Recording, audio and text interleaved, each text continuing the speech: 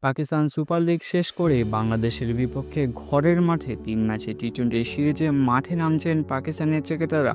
পিএসএলে খেলেছেন বাংলাদেশের একাধিক ক্রিকেটারও। পিএসএলে চ্যাম্পিয়ন হওয়া দল লাহোর কালান্দার্সে ছিলেন ৩ বাংলাদেশি, রিশাদ হোসেন, মেহেদী হাসান মিরাজ এবং সাকিব আল হাসান। এর মধ্যে মিরাজ ম্যাচ খেলার সুযোগ পাননি, সাকিব ৩ ম্যাচ খেলেছেন, রিশাদ ৭ ম্যাচ খেলে নিয়েছেন ১৩ উইকেট। ছিলেন লাহোরের শিরোপা জয়ের অন্যতম নায়ক। রিশাদ ছাড়াও বাংলাদেশের বর্তমান কোচিং স্টাফে ২ সদস্য ছিলেন পিএসএলে, spin bowling coach Mushtaq Ahmed এবং pace bowling coach Shaun Tait. Peshawar জালমির স্পিন বোলিং কোচ ছিলেন মুস্তাক।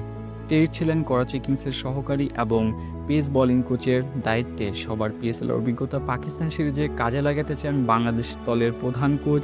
গণমাধ্যমের সাথে আলাপকালে সিমন্স বলেছেন, হ্যাঁ, পিএসএলের অভিজ্ঞতা সহায়তা করতে পারে।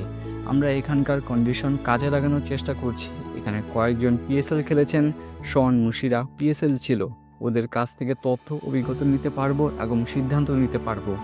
এছাড়া পাকিস্তানের নিজের স্মৃতি নিয়ে সিমন্স বলেন, পাকিস্তানে আমার সব স্মৃতি সুখকর।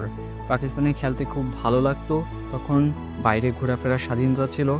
গত বছর করাচিতে বেশ উপভোগ করেছি, আবারও আসতে মুখিয়েছিলাম।